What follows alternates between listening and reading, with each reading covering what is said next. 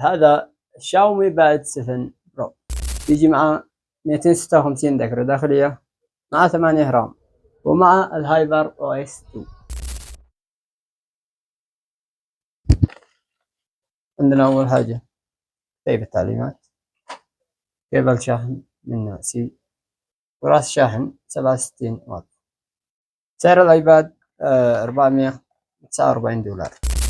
وأخليكم قريب لأنه بتنزل مراجعة سريعة قريبا.